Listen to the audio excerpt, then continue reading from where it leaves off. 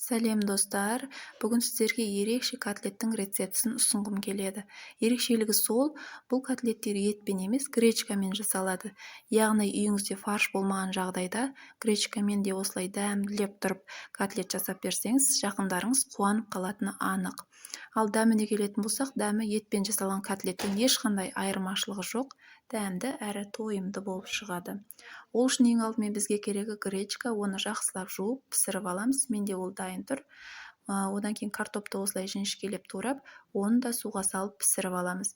Картопымыз дайын болғанша біз гречканы блендермен езіп аламыз. Егер сізде блендер болмаса, еш уайымдаудың қажеті жоқ, вилкамен де езе берсеңіз болады. Картоп піскеннен кейін оны да жақсылап блендермен езіп алатын боламыз. Болғаннан кейін картопты гречкаға қосып, оның үстіне бір дана жұмыртқа қосуды ұмытпаңыз. Жұмыртқа котлеттің формасын жақсы ұстап тұруына көмектеседі. Одан кейін татымына қарай тұз, қара бұрыш салып, барлығын жақсылап біркелкі болғанша араластырамыз. Егер осы қоспа сізге сәл сұйықтау көрінсе, онда үстіне бір немесе 2 ас қасық ұн қосып жіберіңіз. Ол да котлеттің формасын жақсылап ұстап тұруына көмектеседі. Одан кейін қолымызды салқын суға малып алып, котлеттің формасын жасап, панировочный сухариге аунатып аламыз.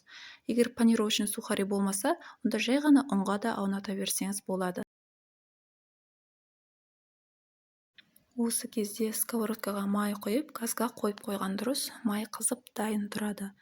Осылай барлық котлеттеріміздің формасын шығарып дайындап аламыз. Содан кейін қызып тұрған майға котлеттерімізді біртіндеп салып, қуыра бастаймыз.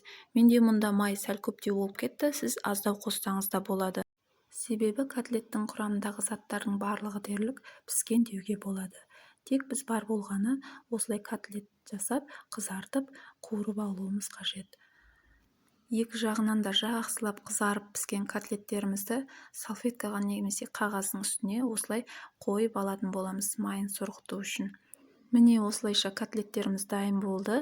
Қарапайым заттардан ақ дәмді тағамдар жасауға болады. Егер видео ұнаған болса, онда каналыма тіркеліп, лайк басуды ұмытпаңыз. Алда әлі талай ерекше әрі дәмді тағамдардың рецептісімен бөлісетін боламын.